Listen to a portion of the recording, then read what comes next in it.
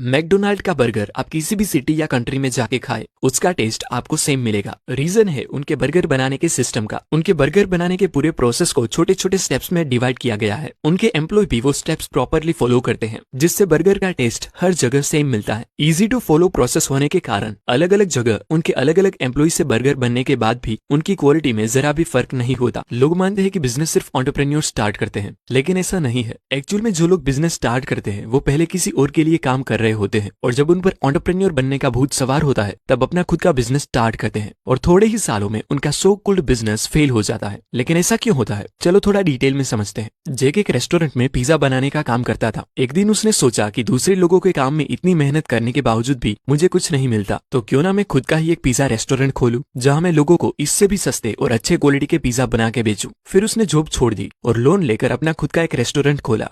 Starting में वहां कुछ गिने चुने ही लोग आते थे। फिर जेक को रियलाइज हुआ कि उसे अपने रेस्टोरेंट की थोड़ी मार्केटिंग करनी होगी, सो उसने मार्केटिंग भी स्टार्ट किया। अब अच्छी क्वालिटी, मार्केटिंग और सस्ते पिज्जा होने के कारण उसके रेस्टोरेंट पर ट्रैफिक होने लगा और जेक का बिजनेस थोड़ा प्रॉफिट में चलने लगा। लेकिन जैसे ही रेस्टोरेंट पे ज्यादा लोग आने लगे, रेस्टोरेंट की साफ सफाई, अकाउंटिंग, मार्केटिंग, ये सब काम अब जेक अकेले नहीं कर पा रहा था, क्योंकि उसका ज्यादातर टाइम पिज्जा बनाने में ही निकल जाता था। इसीलिए उसने एक आदमी को जॉब पे रखा। लेकिन चीजें इजी होने की बजाय कॉम्प्लिकेटेड हो गई, क्योंकि उसने जिस आदमी को हायर किया था वो काफी लेजी था और ढंग से काम भी नहीं करता था, जिससे लोगों की कंप्लेंट्स बढ़ने लगी। जेक को लगा कि ये काम मुझसे अच्छा कोई नहीं कर सकता, और जेक ने उस काम वाले को निकाल दिया और वापस सारे काम खुद हैंडल करने लगा। लेकिन थोड़े ही टाइम में उन्हें समझ आया कि उसे कोई महंगे और एक्सपर्ट इंसान को काम पे रखना चाहिए। सो अगेन उसने थोड़े महंगे आदमी को जॉब पे रखा, जो फाइनली एक अच्छा वर्कर निकला। लेकिन फिर कुछ ही महीनों में उसने एक और आदमी को हायर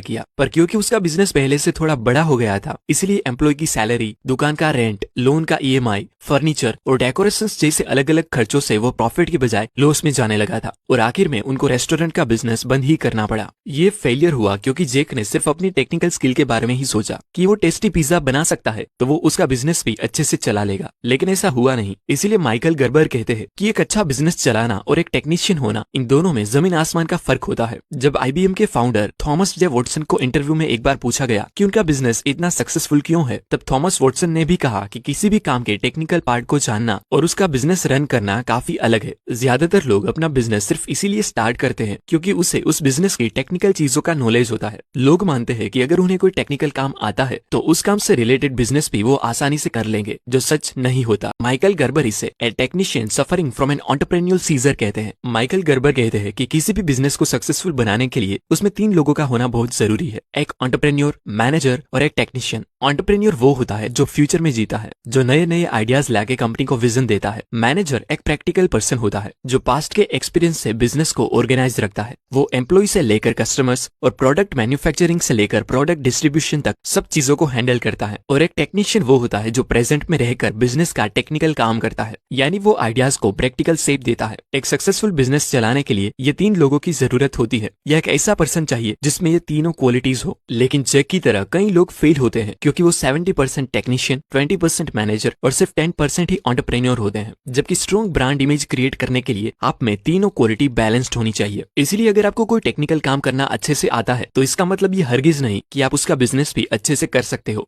ऑथर के मुताबिक कोई भी बड़े बिजनेस की लाइफ साइकिल 3 हिस्सों में डिवाइड की जा सकती है। नंबर 1, इन्फेंसी स्टेज, मतलब बिजनेस का बचपन। इस स्टेज में चपरासी से लेकर मालिक तक के सारे काम बिजनेस ऑनर खुद करता है। जब बिजनेस एक्सपांड होता है, ज्यादा कस्टमर्स आने लगते हैं, तो वो सब काम को उतना इंपॉर्टेंस नहीं दे पाता जितना वो पहले देता था। अगर वो एक काम पर ज्यादा वक्त लगाता तो दूसरे काम अधूरे रह जाते, जिससे कस्टमर सेटिस्फेक्शन कम होने लगता। फॉर एग्जाम्पल, आप हेयर स्टाइलिस्ट हो तो स्टार्टिंग में जब कस्टमर्स कम थे तब आप सब मैनेज कर लेते थे, लेकिन जब कस्टमर्स बढ़ने लगे तब आप एक कस्टमर की हेयर स्टाइल बनाते हैं तो दूसरे कस्टमर्स को अच्छे से मैनेज नहीं कर पाते, या शॉप की साफ सफाई का ख्याल नहीं रख पाते। अगर इन कामों को आप ज्यादा इंपॉर्टेंस देते हैं तो क्वालिटी ऑफ वर्क में फर्क पड़ने लगता है और कस्टमर्स शिकायत करने लगते हैं। अब अगर यहाँ पर बिजनेस ऑनर को समझ में आ जाए कि मैं ये सब काम अकेले नहीं कर सकता, मुझे और लोगों की हेल्प लेनी चाहिए, तब उनका बिजनेस दूसरे स्टेज यानी कि एडोलेसेंट स्टेज पे आता है, जिसमें बिजनेस ग्रो होने लगता है और मालिक सारे काम खुद नहीं कर पाता। तब वो दूसरे लोगों को जॉब पे रखना स्टार्ट करता है। इस स्टेज में बिजनेस ओनर अपने बहुत सारे काम आउटसोर्स कर देता है, जो हमेशा सही डिसीजन नहीं होता, क्योंकि कुछ कस्टमर्स की तरफ से शिकायत भी आती है कि अब उनको उस स्टैंडर्ड का प्रोडक्ट नहीं मिलता जैसा उन्हें पहले मिलता था। ऐसे में अगर वो बिजनेस ओनर सोचे कि मेरे अलावा ये काम कोई नहीं कर पाएगा और वो अपने एम्प्लॉय को हटा के खुद काम करने लगे, तो उनका बिजनेस वापस पहले स्टेज में चला जाता है। लेकिन लेकिन जो बिजनेसमैन अच्छी मैनेजमेंट के जरिए एडोलेसेंस स्टेज को पार कर लेता है वो आता है मैच्योरिटी स्टेज पर, जो किसी भी बिजनेस का हाईएस्ट लेवल होता है, जिसमें ऑनर के बिना भी बिजनेस चलता है। इस लेवल पर अब बिजनेस को ग्रो करने के लिए ऑनर के कंटिन्यूस एफर्ट की जरूरत नहीं रहती, जिससे वो बिजनेस ऑनर चाहे उतने लंबे वेकेशन पे जाके अपनी लाइफ एंजॉय कर सकता है। लेकिन अपने बिजनेस को इस लेवल पर लाने के लिए आपको 2 रूल्स फॉलो करना बहुत जरूरी है। Number 1, create a system dependent business, not a people dependent.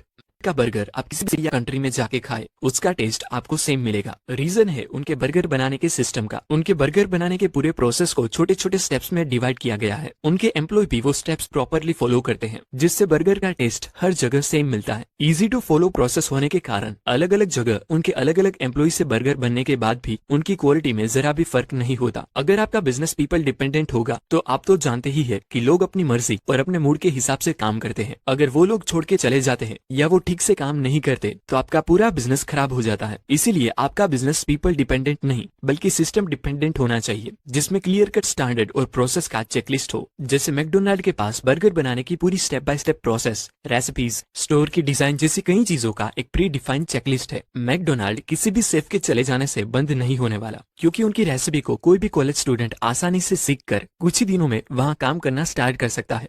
McDonald और स्टारबक्स ने ये बात पहले से ही समझ ली थी कि किसी भी बिजनेस में सिस्टम का होना कितना इंपॉर्टेंट होता है, जिसकी वजह से आज वर्ल्ड वाइड मैकडोनाल्ड के 39,000 और स्टारबक्स के 32,000 से भी ज्यादा स्टोर होने पर भी वो उससे आसानी से मैनेज कर पाते हैं। स्टेप बाय स्टेप प्रोसेस और प्री डिफाइंड चेकलिस्ट होने के कारण उनके एम्प्लॉय बदलने पर भी वो नए एम्प्लॉय को पूरा काम चुटकियों में समझा सकते हैं, जिससे उनकी क्वालिटी और स्टैंडर्ड कभी नहीं गिरता। इसीलिए स्टार्ट से ही अपने बिजनेस को फ्रेंचाइजी मॉडल की तरह सिस्टम डिपेंडेंट बनाने का सोचो, ना कि पीपल डिपेंडेंट बनाने का, क्योंकि लोगों का कुछ कहा नहीं जा सकता। Number 2, work on your business not in your business. लोगों का बिजनेस स्टार्ट करने का रीजन होता है अपने लिए एक अच्छी लाइफस्टाइल क्रिएट करना, लेकिन वो बिजनेस को कुछ इस तरह से बिल्ड करते हैं कि उनका बिजनेस पूरी तरह उन पर ही डिपेंड हो जाता है। इस बुक का सबसे बड़ा कोर प्रिंसिपल यही है कि you should work on your business not in your business. जैसे मार्क जुकरबर्ग ने बचपन से ही कोडिंग स्टार्ट कर दी थी, बट अगर वो फेसबुक बनाने के बाद भी कोडिंग ही करते रहते तो फेसबुक इतना इन्फ्लुएंशियल कभी नहीं होता। इसीलिए उन्होंने टेक्निकल वर्क के लिए दूसरों को हायर करा और खुद फेसबुक में काम करने की जगह फेसबुक पर काम करने लगे। बिजनेस से फाइनेंशियल फ्रीडम पाने का एक ही तरीका है कि आप अपने आप को बिजनेस से बाहर रखें, यानी काम का पूरा बर्डन आप पर ना हो, बल्कि वो एक बने बनाए सिस्टम के मुताबिक चल रहा हो। सिंपल लैंग्वेज में कहे तो बिजनेस ऐसा खड़ा करो जिसमें डिसीजन और ऑपरेशन आपके बिना भी पूरे हो सके और आपको हर चीज मॉनिटर करने की जरूरत ना पड़े।